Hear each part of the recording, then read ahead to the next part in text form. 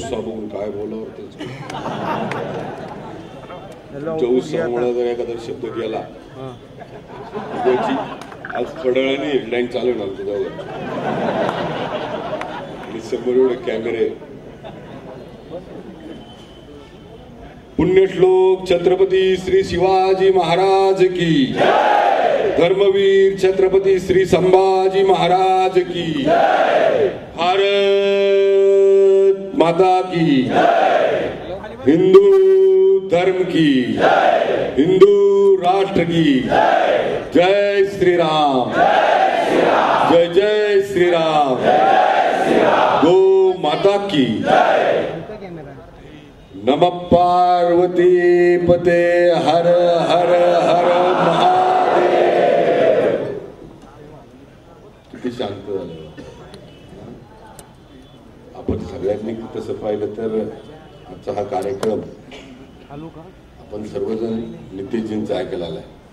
मी तर तुमच्याबरोबर असतोच इकडं तिकडं फोनवर बोलतच असतो, पण आपण सगळ्यांना नितेशजींना ऐकायचं.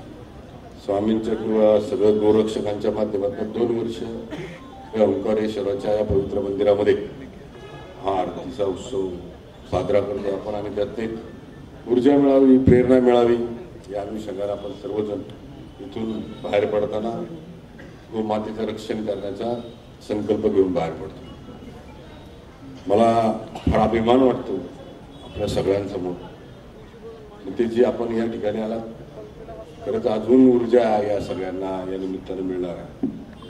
नितेशजींचं आपण भाषण प्रत्येक ठिकाणी ऐकतो, विधिमंडळात ऐकतो, विधिमंडळाच्या बाहेरही ऐकतो, संसदीय भाषेत सुद्धा ऐकतो आणि असंसदीय भाषेत सुद्धा.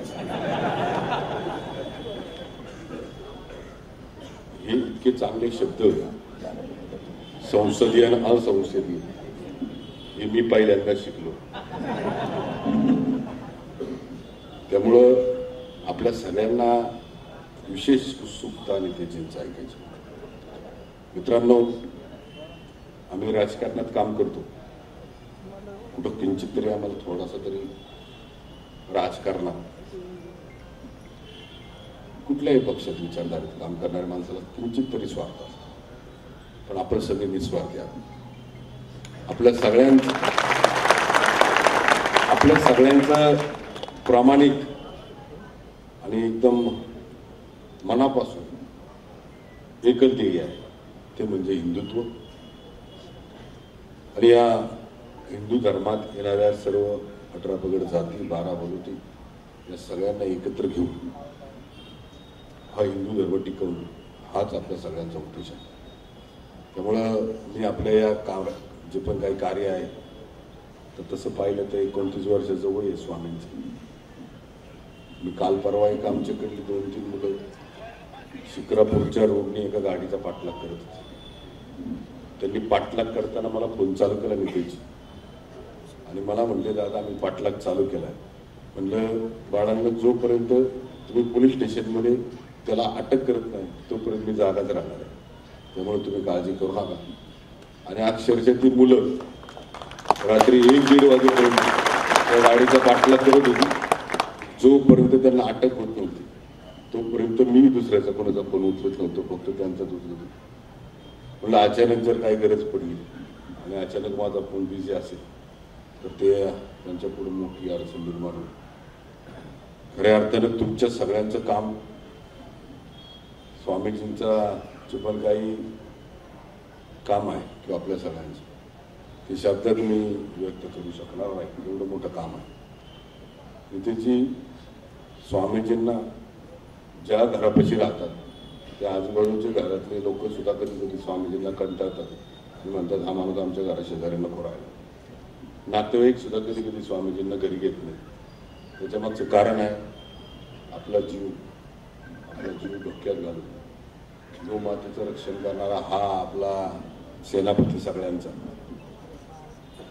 कधीही कुठेही त्याच्यावर हल्ला होऊ शकतो. इतका म्हणजे वातावरणात, इतक्या भयावह वातावरणात राहत असताना सुद्धा आपल्या स्वतःच्या जीवाची पर्वा न करता त्या असंख्य गोरक्षकांसह गोमातेचं रक्षण करतो. त्याला आपल्या सगळ्यांच्या माध्यमातून, विशेषतः सरकारच्या माध्यमातून आपण एक या सरकारमधले जबाबदार मंत्री म्हणून आपल्याकडं फार मोठी जबाबदारी आमच्या या सगळ्या गोरक्षकांची आहे.